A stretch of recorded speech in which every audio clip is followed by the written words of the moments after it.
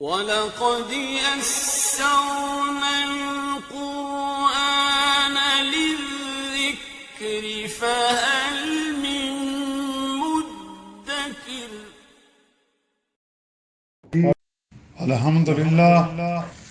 Alhamdulillah, وكفى وسلام على عباده الذين اصطفى أما بعد فأعوذ بالله من الشيطان الرجيم بسم الله الرحمن الرحيم اللهم صل على سيدنا محمد وعلى آله وصحبه وسلم. My honorable elder and younger, my dear brother and sister, Assalamu alaikum wa rahmatullahi wa barakatuhu. Today our topic, life after death. What is the Islamic concept of this topic? Life and death is an ever occurring phenomenon. In fact, the impact of death on human mind is, or it ought to be, so strong that man's life would seem nothing more than the flicker of a matchstick. The pace of death could not be stopped or halted, despite all the big progress made by man in the realm of science and technology. The bud that blossoms must wither, fall, and return to dust. Death is the inevitable end of the total human situation. Quran Majid has drawn an allegorical comparison about life and death. In these words, how rain and the growth which it brings forth delight the heart of the tillers. Soon it wither. You will see it grow yellow, then it becomes dry and crumble away. The incident of death, despite its being common, has different shades and implications in individual cases. No two persons generally meet their natural death in totally identical condition. That goes to prove, if proof were needed, that there is a supreme power that determines the time and manner of death of each individual. And who this supreme power can be? Naturally, the one who gives life. And who gives life? Undoubtedly, Almighty Allah. Quran Majid says, how can you reject the faith in Allah, seeing that you were without life and He gave you life? Then will He cause you to die and will again bring you to life, and again to Him will you return. The circumstantial details of certain deaths are too amazing and fantastic to grasp.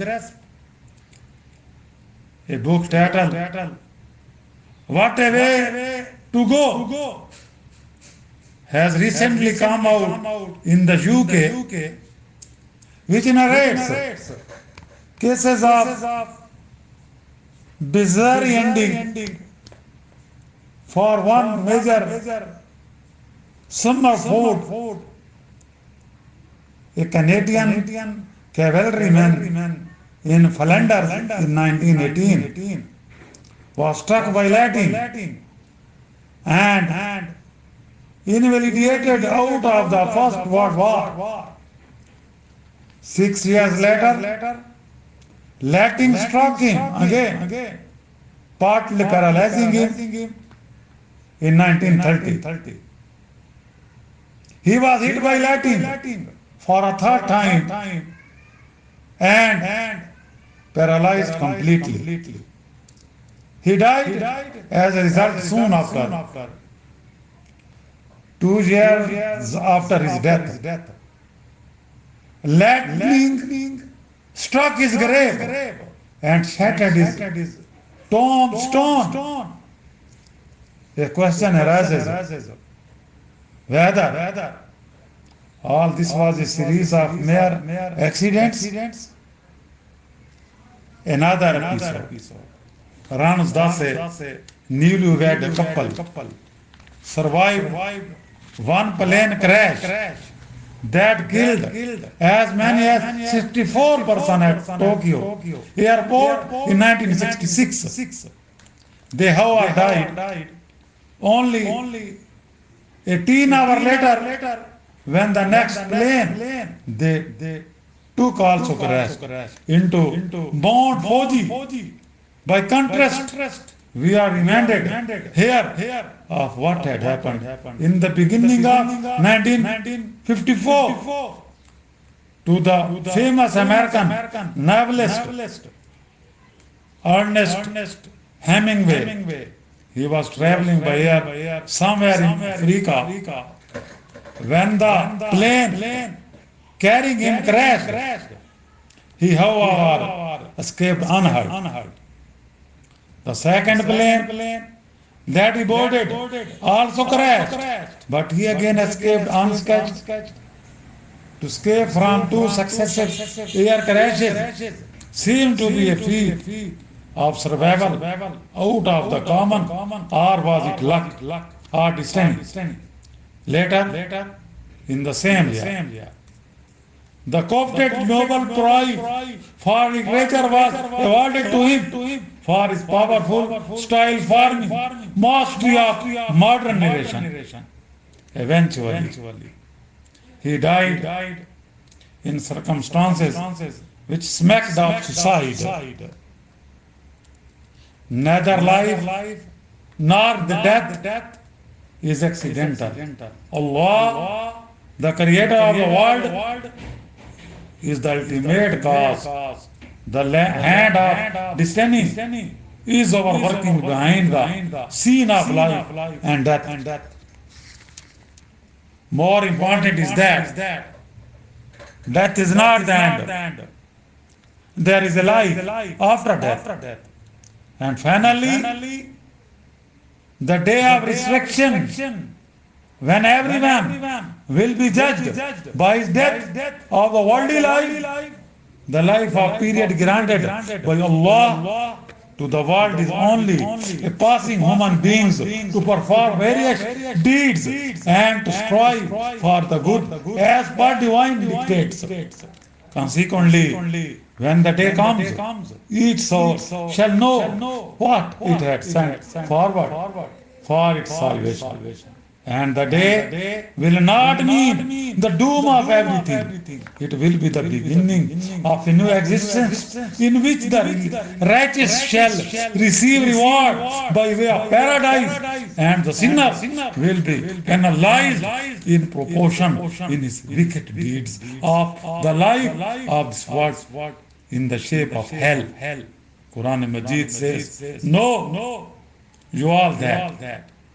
The life of this world is but play and amusement, pomp and mutual boasting and multiplying in revelry among yourselves, riches and children but in the hereafter is a penalty savor for the devotee of Ra and forgiveness from Allah, and is good pleasure for devotee of Allah. And what is the life of this world but goods and chatala, deception, chatala, deception.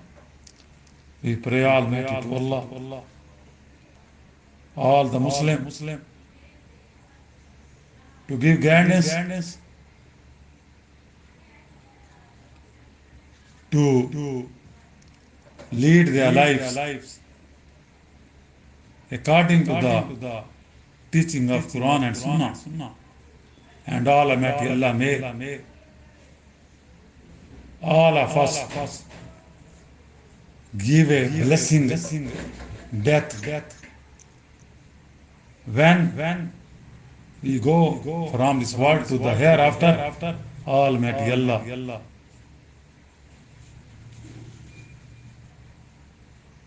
please to us.